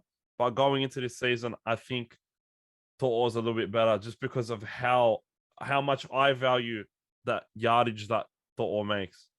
Yeah, no, I'll let you. I'll put To'o as above as well. I'm okay with that, but I was going to leave it to you who does come first and second there. So I'm pretty happy with that. But Shoop is going to be elite in the centers by the end of next season. All right, let's move now to Kenny Mamalo here from the Tigers. A couple of years ago, I honestly would have put him pretty high in quality, man. I think he was very good in the past, but I think at the Tigers, he has absolutely fallen off an absolute major cliff there. For me, man, I would be putting him into not that great based on the absolute drop-off that we've seen. Yeah, he's either at the top or not that great, or bottom of do the job for me. He's a big body, really strong finisher, but he's nowhere near the level he once was. Yeah, his defense is shocking, man. His defense has been absolutely. I don't even necessarily know if he gets the gig. I really don't. He might play center. He might play wing. We don't know yet. But my goodness me, like to think of what he used to be like at the Warriors, like it really was. He was good there. It was really good. And then coming over here to the Tigers has not been the career move for him. So best of luck trying to improve this year with the key back line of the Tigers, but. He does have the ability, but man, he did fall off that cliff. But let's move on now to. Wait, do you have him above Jermaine Sarko? Yeah, I think based on what he's done in the past, he would be right at the top there. Okay, Kyle Feld here for the North Queensland Cowboys. This is a similar mold to the Alex Johnston, Corey Oates kind of deal, where he is just such a consistent point scorer, such a consistent try scorer. If he gets the ball. And Anthony Don, back in the day with the Titans, is the same kind of mold where like they're just going to get the job done for you. Kyle Felt for me has to go into quality because he is so consistent. And I think that it's probably going to be more the low end because I think there's more upside to what you get with Corey Oates and whatnot. However, I think he is a very similar player in that regard. Yeah, no, this guy's been doing it for as long as I've been as long as I've been watching this bloke play, he's been solid. Most clutch try in history too. Mate, it's just an unbelievable moment, eh? And I've got him at the low end of quality. I can't put him above Karaz just because he's sort of getting he's got a lot of games under his belt now. He's sort of breaking down a little bit, but still a really strong player. He seems to be a vocal leader as well. I've definitely got him in quality. Yep, no, I agree. I'd put him below Karaz. I think consistency-wise, you could make an argument, but I'm okay with that because, he is just a bang for buck, get the job done, thanks for coming, and we'll get the try. So, I'm okay with putting him at the bottom of quality. Okay, now, one of the men that I absolutely love here is the Tosoviti man, Maika Sivo from Parramatta Squeals. Absolutely love Maika Sivo, man. I think that he is genuinely a top 3 winger in the competition. However, unfortunately, injuries haven't helped him in the last couple of years. And unfortunately, maybe last year wasn't his greatest. I think he has probably, I personally, when he's on, man, he is, for me, below Adokar. When he's on, he's below Adokar. But I think right now, I'd be looking to put him at the very top of quality. It depends on how many we can really fit into the elite category. If we're leaving elite for top 5, I don't know if he cracks that anymore just because of the injuries. But man, in his prime, at his peak, this guy was an absolute wrecking ball. He still is a wrecking ball. This man he's a specimen up close, man. I've got to see him at Bankwest a couple of times. Now CommBank. This bloke is huge and he's such a good winger. I think if I'd put elite as my top 10, and I feel like he's sort of in that elite category, but it depends on how many we can really fit in the league. He's at the top of quality. I have him above Corey Oates 100%. Yeah, I think this is probably all that we're going to have in elite. Just having a quick little scan of everybody, because 5 is usually a good little target number because, top 5 in the game. Otherwise, you go past that and then we can start getting top 10. Gets a bit ridiculous. So, yeah, definitely top of quality. And I could make the absolute argument that he's below Adokar, above Alex Johnston, but it's just the injuries. I think this year, if Eels have a good year again and he's injury-free, then look out for him because he's going to be absolutely fantastic, in my opinion. But let's go now to the New Zealand Warriors, and it is Marcelo Montoya. Geez, they have a couple of ex-Bulldogs wingers there. What are your thoughts on Montoya? Man, I always liked him. He always played with so much heart and toughness. His body was breaking a lot when he was at the Dogs, but he seems to be getting into the side consistently now. Look, I think he's better than not that great. I'd probably put him in the middle of do the job. He's coming up with a lot of big defensive plays now, and he's the type of player that if you were a player, you would want him on your team just because of how hard he tries. You know what I mean? And he's always just putting in 100%. I think he's a decent player. I've personally got him below Greg Marzhew, above Bailey Simonsson. Yeah, that's pretty much where I'd put him. Yeah, because the explosive potential of Greg Marzhew probably takes it away from him, but he's still probably better than Bailey Simonsson for me. So yeah, we'll chuck him middle to the job. Okay, we move now to the Dragons here, and there's going to be Matt Fearney, who really blew on the scene last year and scored that incredible try against the Broncos. And we all love a good try against the Broncos. You can't not love a good try against the Broncos. Look, Matt Fearney is a youthful product. We haven't seen a fantastic amount about him. I honestly probably could nearly throw him into that unproven category. I think we probably will throw him into unproven category. But man, I think you guys would have seen the video which I did with Sammy Revel, where we did a breakout players from each team. And we spoke about Matt Fearney. And look, there's huge raps on him. I'm looking forward to seeing what he can do and if he can score more tries like that against the Broncos. Yeah, him and his brother are really good youthful prospects. I think I can't remember if it was him or his brother or both of them that debuted against the Dogs a couple of years ago. But man, that try was try of the year. So that was Max Fearney, I think. I think Matt Fearney debuted this year, if I'm not mistaken. Okay, yeah, maybe. Because I know they were twins and they're really hard to tell. They're really hard to tell. But they're both pretty good. I like them a lot. I think unproven is fair enough with good old Matt. Or is this Matt or Max? The name's so similar too. This is Matt. This is okay. This is I thought Matt. It was Matt. Yeah. No. So and the other one is Max, so we don't have on here. And I don't think the other one, Max, is as good as his brother here going forward. Yeah. But with that being said, we don't know a great deal about it yet. So I've got him unproven below Lofi and Jojo Fafita. Thanks for coming. Okay, we'll go now into Mikau Ravalawa, another Dragon here, another Dosoviti man for Fiji, but didn't play for Fiji at the World Cup. Ravalawa actually wasn't great a couple of years ago, but then has picked it up quite a little bit. He's not as susceptible under the high ball anymore, and is definitely a do-the-job winger for me. And I think he's probably more so at the upper end of do-the-job overall, realistically. Oh, man, I absolutely love this bloke, bro. Like, because I watch every game this year, man. This guy, he didn't score that many tries. Still so impactful. But, man, the year before that, he was a try-scoring machine. They could never take this guy out, bro. He was so strong. I remember doing, I feel like he's in the low end of quality, top end of do the job. I think unfortunately, his team just is so much worse this year, and it was pretty bad last year as well. I don't know if he's going to be getting those crazy amount of try-scoring numbers, but he still does a job. The errors have sort of reduced a lot in his game, and he's just so big that every carry, he's going to hurt the opposition. No one wants to tackle this bloke. They do it, but you're going to come back. You're going to come out of a tackle with this bloke clutching at something. Something's going to hurt. Yeah. Yeah, no, exactly right. I think we put him right above Rapana. I think we put him above Rapana there into the job. Yeah, same.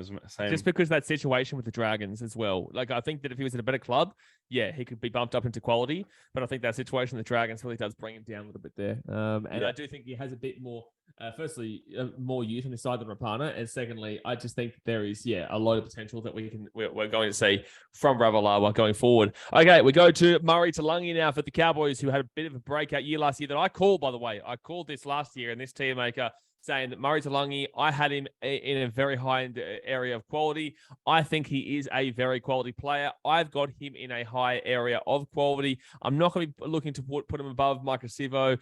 I obviously didn't have a great game in Origin. I will say that. Did not have a great game in Origin, but was fantastic. Scored the try of the season last year. Literally, I think it was given try of the season at Magic Round for the Cowboys. I've got him above Nofoaluma, and I would go above Corey Oates. Yeah, the boys in the stream know I've been so high on this kid ever since I really started watching him play.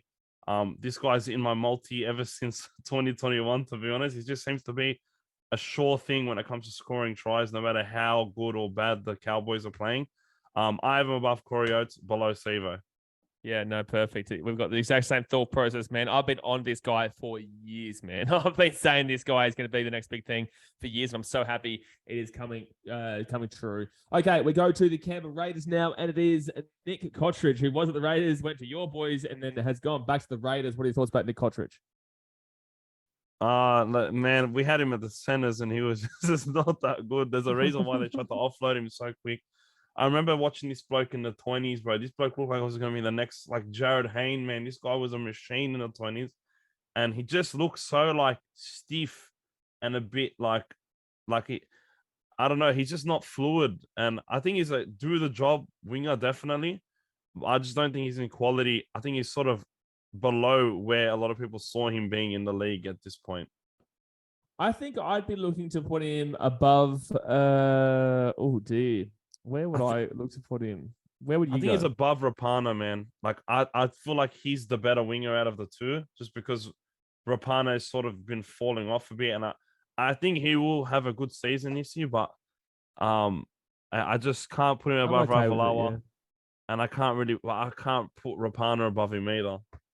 No, I'm okay with it. Yeah, no, I'm fine with that. To be honest with you, I think he probably is the better winger there, and yeah, he fell off a little bit of the last couple of years, but I definitely think he's the better winger there. Okay, we go to Nick Meaney here from the Melbourne Storm. Now he'll probably start the season in fullback, but when little Buppy comes back into the team, Nick Meaney will more than likely get shoved over to the wing there for the team. Look, I think that he is just very simply I think he's still going to do the job. I don't think he's not that great. I don't think he's high into the job by any means. But I think that he will just simply get the job done on a reasonable level. Yeah, this bloke is not a winger. He was at the Dogs and playing fullback, and he's playing well, to be honest, considering the circumstances.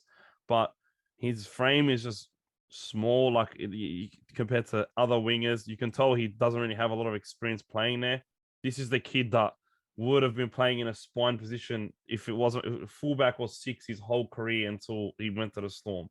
I think he's just, I sort of have him around where Bailey Simonsson is in terms of being a winger, maybe even below Saab even, because the only reason he looks somewhat good on the wing is because he's playing on the Storm, but he tries and his goal kicking is pretty decent.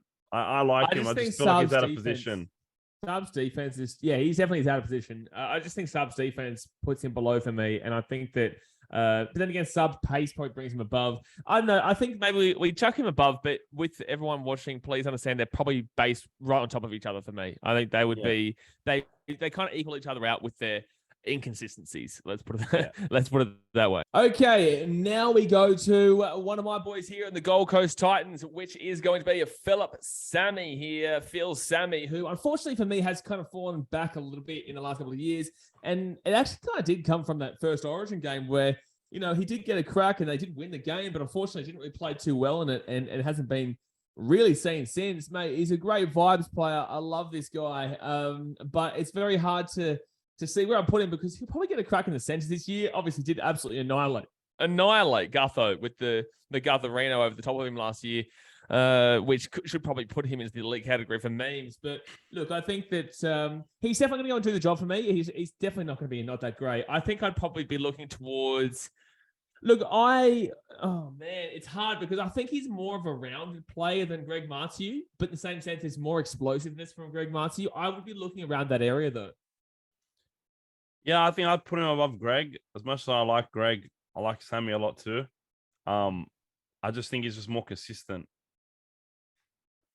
But yeah, the injury might slow him down a bit though. Look, I just don't know if he's going to be able to play on the wing for us this year because Alofiana Khan-Pereira will come in that first game. I think that he will not give that spot up. I really do. I back him in so highly.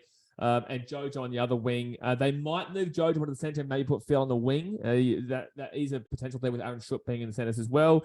I think that for me, for now, I'd be putting him above Greg, below Dallin. But I do see that Sammy can, return to form. But I think right at this very second, I'd have him there. Would you disagree? Yeah, I got him there as well. I think it's fair enough. All righty, there we go. Okay, we now go across to Ieremia Smith here from Melbourne Storm. What are your thoughts about Melbourne and Storm? Well, what are your thoughts about Melbourne Storm? They're pretty good. What are your thoughts about Ieremia Smith here? Obviously, we'll put two Melbourne Storm wingers in, not that great, and one of them at the bottom and do the job. But we're gonna put someone high here.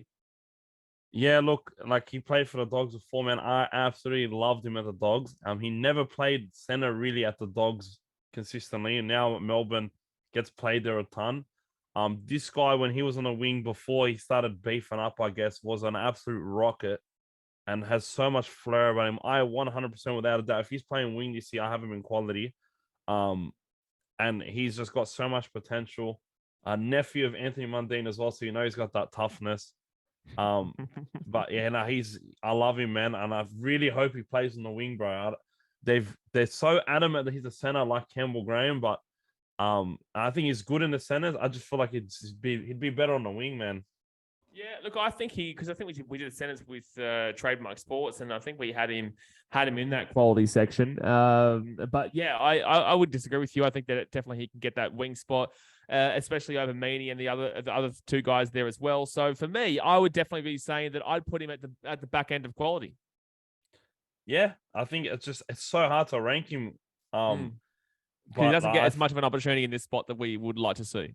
Exactly. So I don't really know. I've definitely got him in quality. He can't be any lower than quality, but I just don't. I think above Felt, I'd say he'd be there.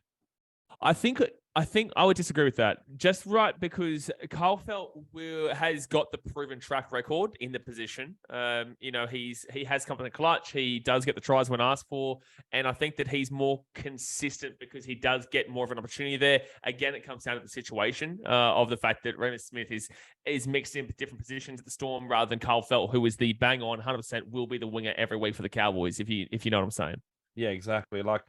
But when he was playing winger of the Dogs, he'd had a different body type as well. Now he's a bit more stocky than he was. I don't know if he's got that electric speed like he used to, and he seems to always be injured as well. So I just don't. Yeah, I can I'm judging him based off what I saw of the Dogs. The Dogs were atrocious in attack when he was there, and this guy would just be a standout. But it wasn't hard to stand out where he was. I was at Cogra when he scored a hat-trick against the Dragons, and that hat-trick was just unbelievable for me, and I was so sad to lose him. But, in hindsight, we've got some pretty damn good backs that are coming up, so we won't miss him as much as I thought. I just feel like he will, if he plays on a wing, I think he might move up this list, but I'm more than happy to put him below Kyle.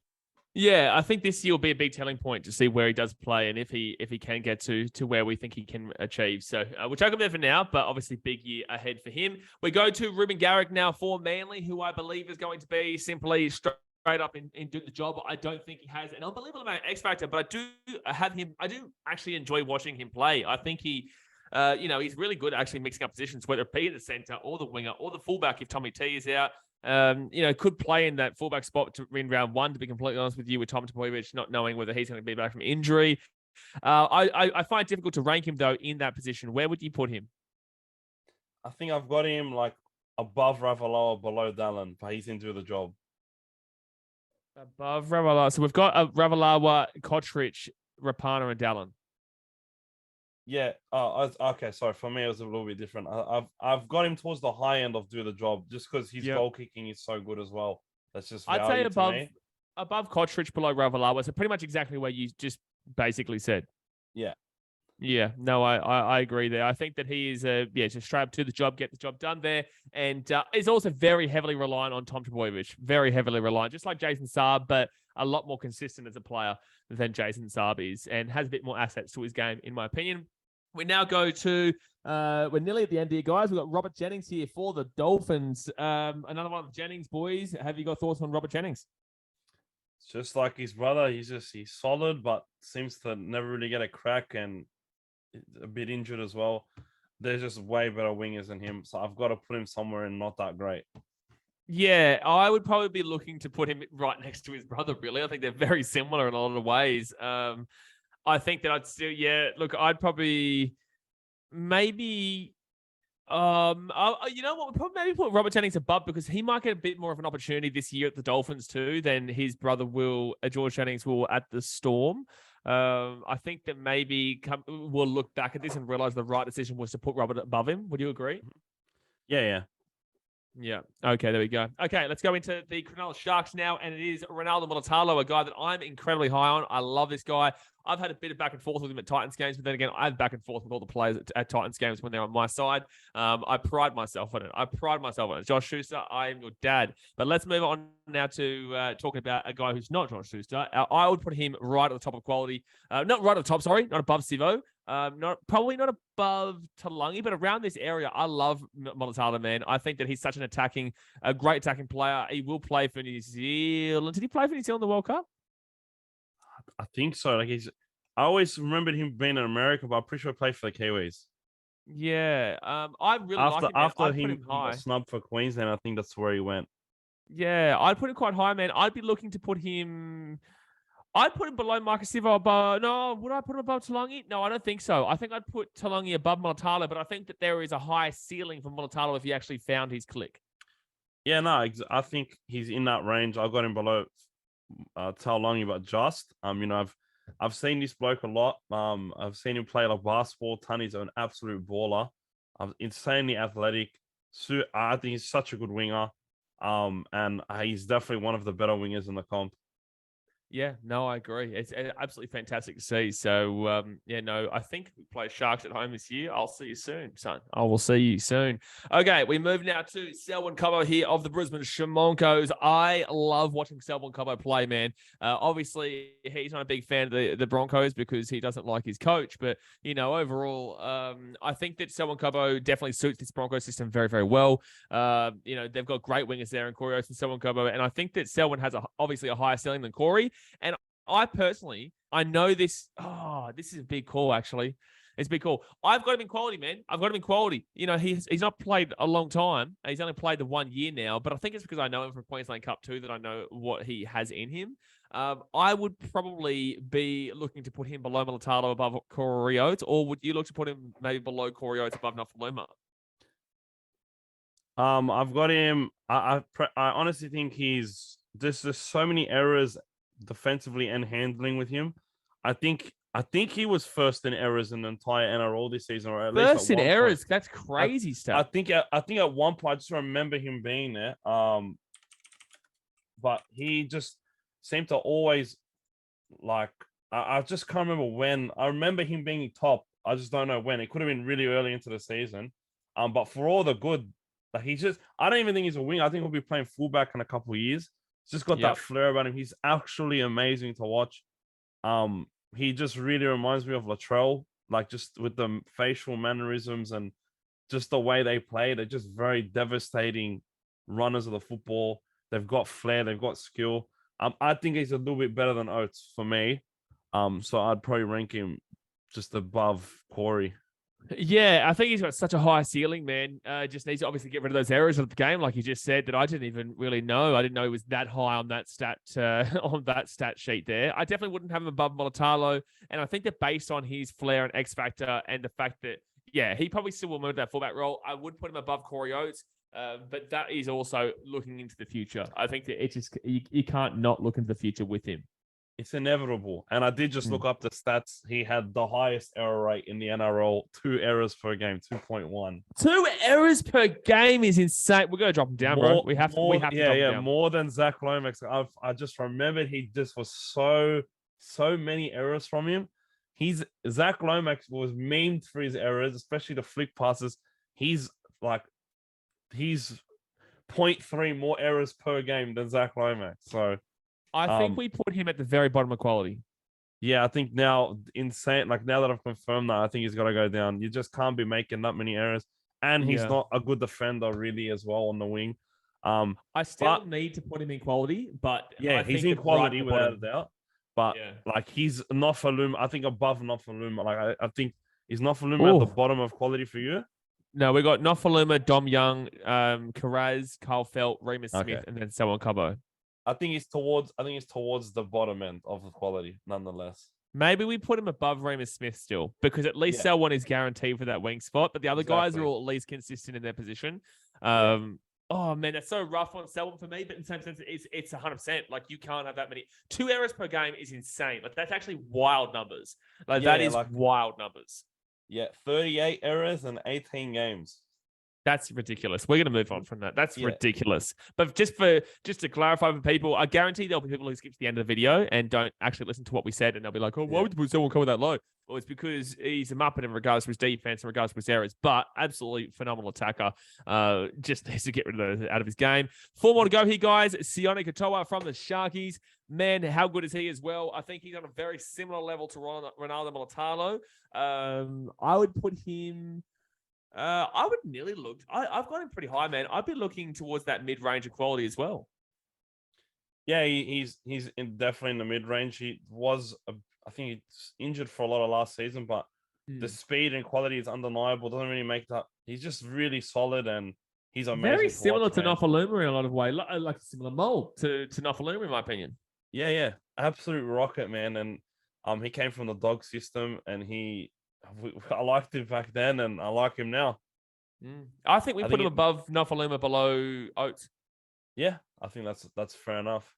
Yeah, okay. It's final 3 here, guys, and we will go to Taylan May here of the Panthers. It's actually been a pretty solid ending here. Mulatalo, Cobbo, Katoa, May, Blake, and Coates, all pretty decent. But Taylan May here for the Panthers, man. He obviously really exploded on the scene last year. What are your thoughts about Taylan? Man, what a like that was his first season, I'm pretty sure, and like I was like, man, if he's like his brother, I'm not too hopeful, but man, this guy was a top winger in the comp this year. I think and like Brian his brother, I just realized who you're talking about. Yeah. And bro, he's just like Thor. He just makes such an impact even without scoring, and he scored a boatload of tries this year. I've got him in I think he's got to be in the quality range, like at minimum at least. Yeah, I genuinely think that I'd be putting him. I think that when he's on, man, he's on. Because I know you might take a section of this because I'm putting him above Karaz, but I've put him above Karaz in between him and Dom Young, and Dom Young only above him because he's got that England cap and he plays so well for England. Yeah, no, that's fair enough. He's got way more games, and the numbers speak for themselves compared to Karaz. Karaz isn't there yet just because he hasn't played that many games. Yeah, I think that's fair enough. All right, bang. There we go. Wonga Blake from the Squeals. What's your thoughts about Wonga? God, they can't really find a place for him, eh? If they put him at center, he misses every tackle. If they put him at wing, he drops every high ball. Yeah. This guy is as memed as Jackson Paulo, especially from his own fans.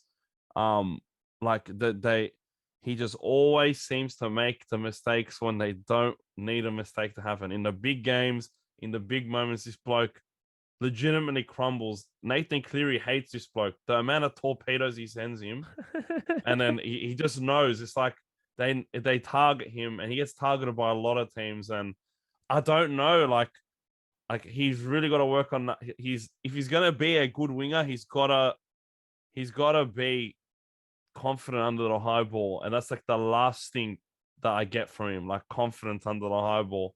I've got him not that great. That's quite low. I think that he's still got a bit about him that he's at least into the job. like he can be and do the job, but if you're a winger, the one thing you have to know, there's not that much to do when you're on a wing, so you got to be good at least all parts of being a winger. Where like he's very good at bringing it out of their own end, but he's poor defensively and he's so bad on the high ball. I don't know. It's just so hard for me to put him. Like I think he can do the job. But Something I do in draft videos. Sorry, when I think about these videos, is a draft in like an American style draft. If we were to start a draft right now, and you had to choose between Wonga Blake and Edrick Lee, who would you go with if you had a draft right now? I personally would take Wonga Blake. Yeah, it's tough. They both have like one is a little bit better under the high ball, but even worse in general play. Like it's close. I'd probably take Wonga because I feel like Wonga just works harder, but it's so hard for me. Like I don't know. He's low points for like Jackson Paulos. I know what you're saying. But right at the bottom of it with Edrick Lee, but like, cause they're both very similar and they're both lucky that they're into the job, but I know what you're saying. Yeah. And I think Wonga Blake also mainly plays the centers anyway. So if anything, like he mainly plays in the centers overall. We did him in the center positioning, but we'll put him right at the bottom to do the job. You're lucky. You're not that great. I'll put him there just because he's probably going to improve this year with another preseason practicing at winger. I feel like that's where they'll have him. So I feel like do the job is fair enough. I'm expecting him to do a little bit better than last year. Absolutely. Okay, final one here is Xavier Coates, who I think everyone tried to make the claim that Xavier Coates was going to be an incredible player last year at the Melbourne Storm and really translate from that Broncos system. But obviously, you had that injury in Origin 1 and never really came back from it for me. Never really got it going. But then again, the Storm was so average for the most part last year for their standards. Like that's a Titans fan saying average. My God, their average is still top 6.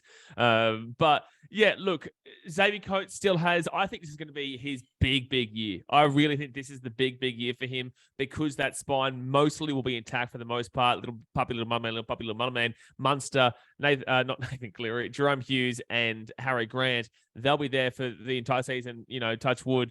And then you've got, I just think that they're going to have a really good year with Xavier Coates. I've still got him in quality, but I think that last year does put him around that Selwyn Cobbo area. Yeah, I've got him in quality as well. I think he's a very good player. Where are you looking in quality though? Because I think that going into last year, I would have been more inclined to put him higher. But after last season, I know it was mainly due to injury. I understand that. And like, you just can't not think through that.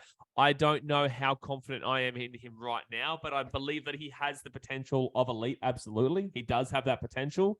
Also got injured for Papua New Guinea, so he is injury prone. He got injured at the World Cup before the game even started. The first game even started. I think the injury prone factor will bring him. I believe he's in a very similar position to Selwyn Cobbo. Yeah, and he does drop the ball a lot as well, and make those. He's nearing 2 errors a game as well. He's not quite. He's 1.7, according to what the numbers, but like. In Melbourne, it's not typical to see a lot of players with a high error rate. But he is going for a lot of high balls and stuff like that. I think he's around that Solon Cobbo area. I personally like Cobbo a little bit more because I feel like he's like they're both not that good defensively for me, and I just feel like Cobbo has that X factor flair where he can just create something from nothing. I don't really get that from Coates. I think Coates is a better finisher, but Cobbo, you just need to get him the ball, and then he can just give you something that Coates can't get you. Yeah, no, I'm okay with it. I'm okay with putting him below Selwyn Cobbo there. And that is us done here, man. We've absolutely smacked them all out. We've got a heap in quality, heap into the job. And, we limited that elite to 5, which is great. What do you think out of all this list so far would be maybe the most controversial in regards to the general consensus of people watching right now? What would you think would be the main 1 or 2 that people would disagree with? I think a lot of people will probably say that Suaalii, however you want to say it, isn't probably at the top. I know a lot of Manly fans will say Gary probably needs to go higher. Saab needs to go higher as well. But Manly fans, settle down on Saab. You Muppets. Don't start me on Saab, buddy. Manly fans, you Muppets. they still think it's 2021, bros. They just forget that last year ever happened, man. But look, I think a lot of people will probably want to put Addo at the top, but you know, I try to look at things. Dogs fans are loud, bro. They're very, very loud, Dogs fans. You know it. They are probably the loudest when it comes to the buddy supporter bases. Whether that's good or bad, we don't know just at the moment. But yeah, look, I think that I just bit my tongue. But most of it is pretty good here. I think if anyone, I think Suaalii probably will be the most controversial whether he is in quality and if he's proven to be elite just yet. But overall, it realistically is just about getting him in the right vicinity to give people an idea about where these players are tracking going into the 2023 season. And I think that most of these guys are in the correct vicinity. If you tell me that Jason Saab's in quality, guys, I think you're just either lying to yourself or you don't know the stats behind him. I think that Broncos fans also need to learn something new today, like I learned today in regards to Selwyn Cobbo, that my God, he makes a lot of errors. And yeah, I think that I don't think anyone can really argue with they're not that great section overall. They've just not really shown too much there. And maybe the Wonga, Blake, and Edrick Lee, but overall, the two key ones there will be maybe Broncos fans say Selwyn Cobbo should be higher because they skipped to the video, end of the video, and didn't actually hear our thought process, and also the Suaalii. But overall, vicinity, bang on. We slapped it. Thanks for coming on, man. I really appreciate you joining us here for the Wingers tier list. Obviously, let everyone know where they can find you if they want to go find rugby league content. Yeah, thanks for having me, by the way. I really enjoyed myself. You can find me on twitch.tv/HecticFred or HecticFred on TikTok. There we go, man. Absolutely slap it up. You can never get too much rugby league content, and we are so close to the rugby league season, guys. Obviously, we've slapped all these tier makers now. But that will be it for today's video, guys. I hope you have enjoyed. Obviously, smack that thumbs up button, subscribe if you're new around here. Don't forget, I'll be streaming every single game here on the channel this year, besides the ones that I'm obviously at the Titans games, because I'll be at every Titans game, home or away, as you guys know. Looking forward to that one, and I will see you guys next time. All right, guys. Thanks for watching. Catch you later. See ya.